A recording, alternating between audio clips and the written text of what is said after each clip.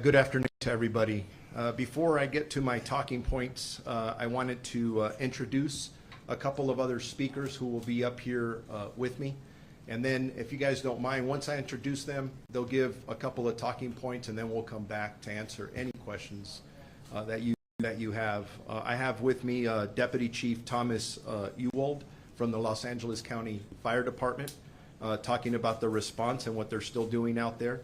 I have Dr. Louis Mark Contreras here from the Henry Mayo trauma surgeon, and he'll be talking about the treatment.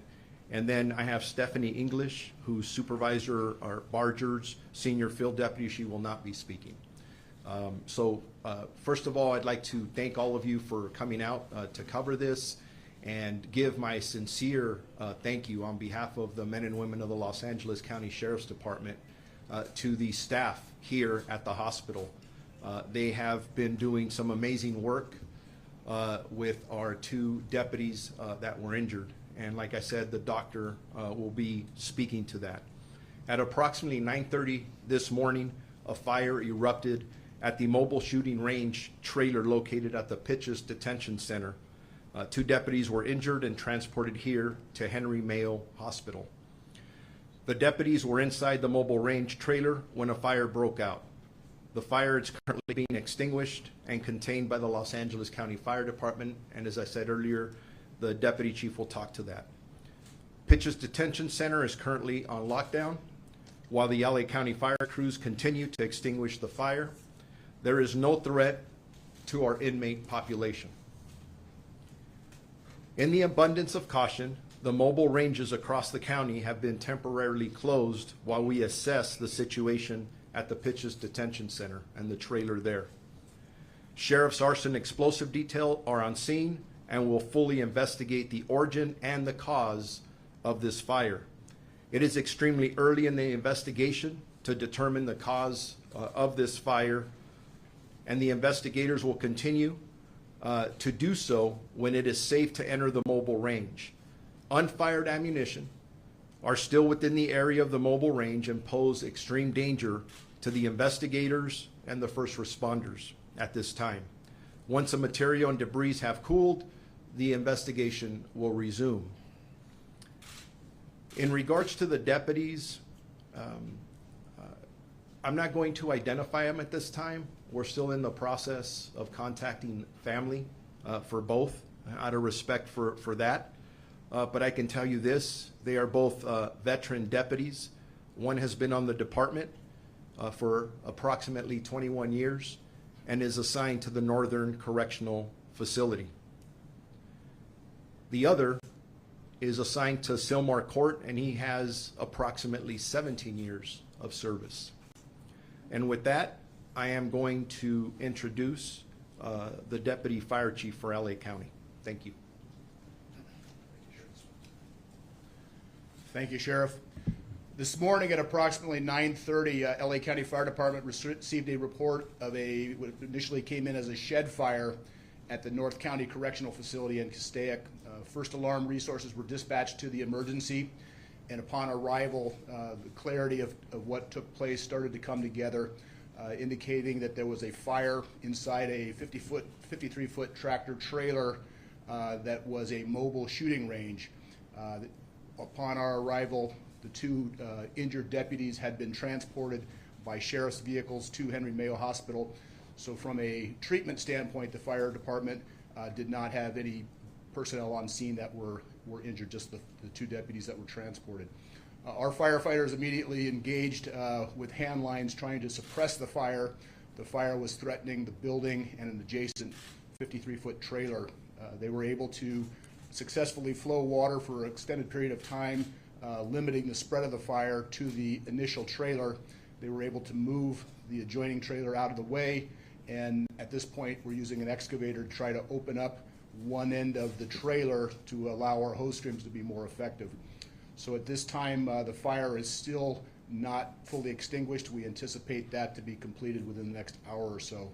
At this time, there are no reports of additional injuries on scene. The firefighters are all using full protective equipment, and as Sheriff Luna spoke of, the concern would be for any unexploded ammunition, ensuring that our personnel and surrounding supporting personnel are not injured as we continue to suppress this fire and then move into the investigation phase.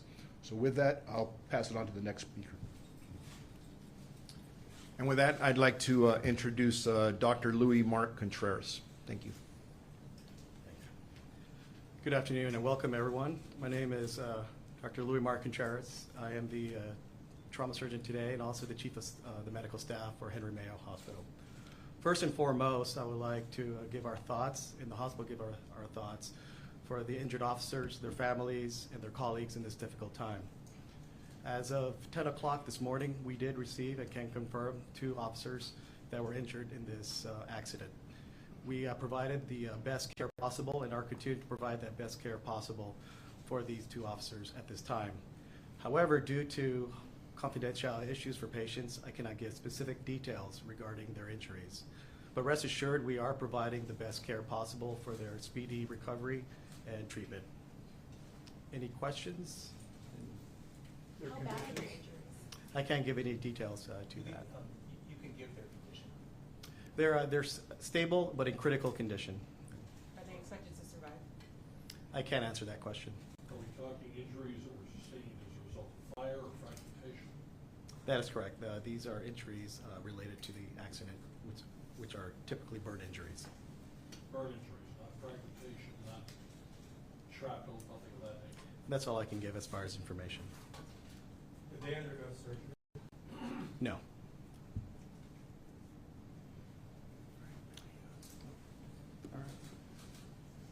Any other questions?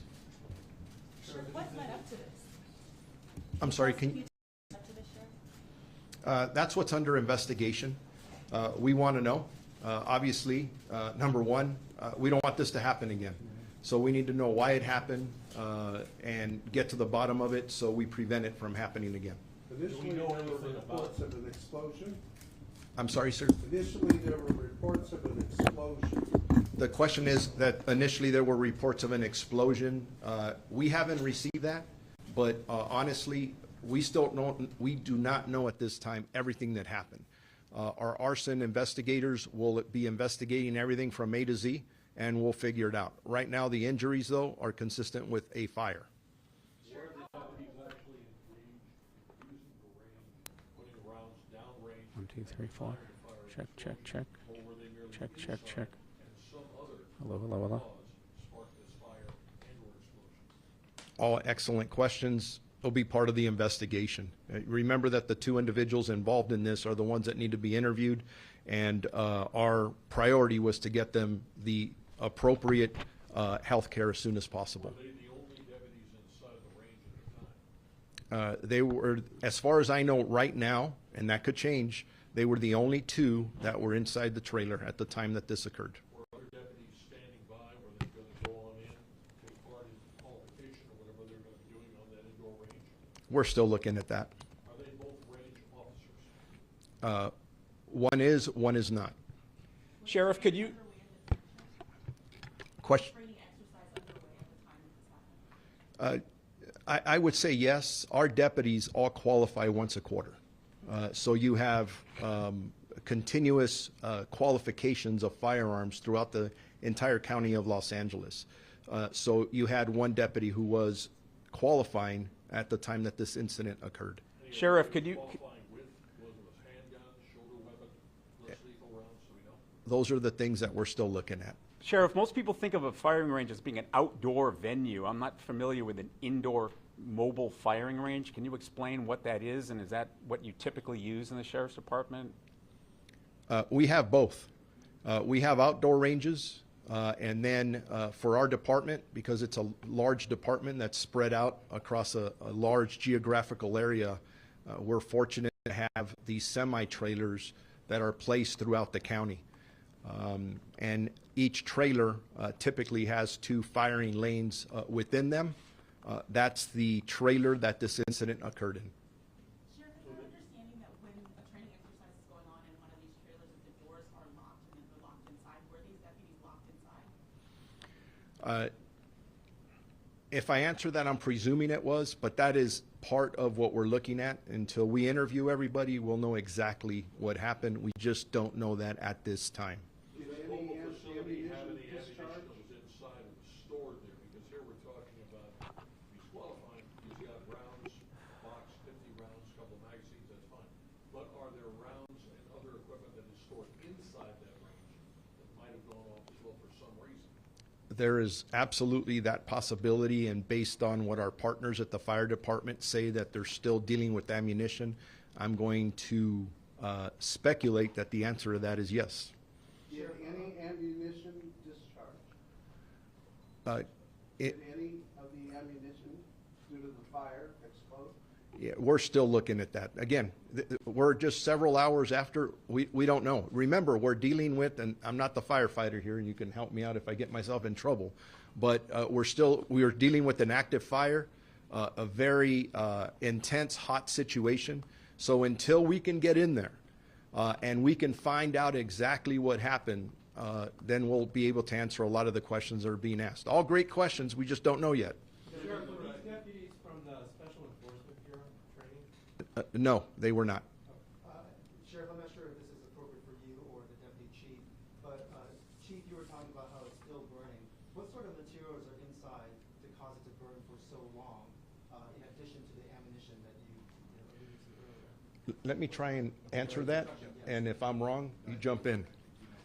Until we get in there and we find out exactly what is burning, we won't be able to answer that question. In the trailer, there's usually 2 firing lanes. Highly likely there was ammunition in there. There's usually some electronics that are there at the very back. Some other equipment, safety equipment, that's placed in there. And I believe some rubber foam type like material, but I feel more comfortable when we get in there and we're able to answer that question. Did I miss anything? Out of abundance of caution, are you going to be stopping the use of these mobile ranges? I think he already said that. Yes. I've ordered all of them to be closed until we evaluate exactly what happened.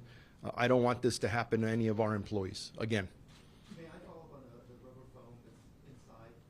What is that used for, and is that contributing to the continuous burning inside as well?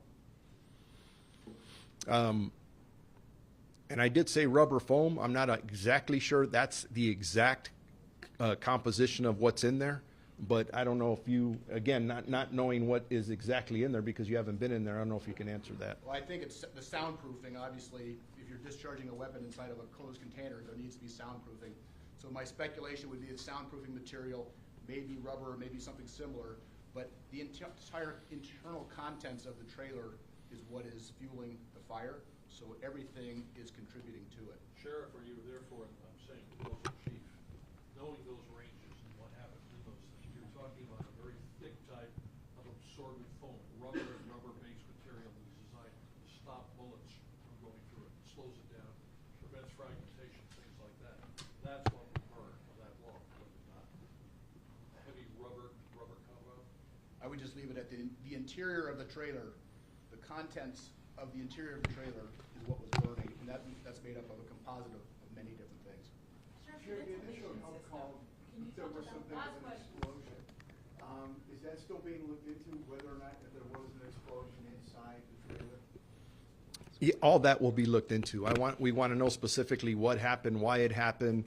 At the end of the day, we have 2 deputies that have significant injuries here. We do not want this to happen again. Is it possible to bring Dr. Was working, and when was the last time the trailer was cleaned?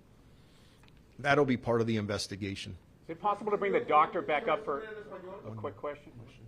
I know that you have confidentiality issues, but you Yes. haven't really given us anything that we can use. I mean, can you talk in general terms of how you treat patients with these kinds of injuries and what Okay. your priorities are and whether you think they'll be staying here or being transferred to a specialized unit? Sure. In general terms, I can't give the specific details of the injuries, but in general terms, for any fire, accident, or injury, we'll be treating burn injuries, and we would follow the protocols in the emergency room and the trauma team to ensure that there's no traumatic injuries, which we're working on right now, and they remain in critical condition. And if needed, and extra resources, if that requires transfer to a tertiary center, that will be decided at that time. But I can't give any more details on that. We originally heard 4 people were injured. Is it 2 definitely? And then that was up. We received 2 patients, and that's all I can say. Minor injuries, we initially heard 4. We received 2 patients total that I'm aware of as far as the trauma team. Okay, thank you. Thank you, Doctor. Again, thank you, Doctor, for your staff, all the care you're giving our deputies. We can't tell you how much we appreciate everything you guys are doing.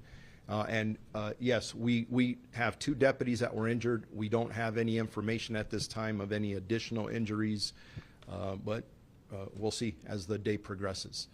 Spanish interview for Spanish.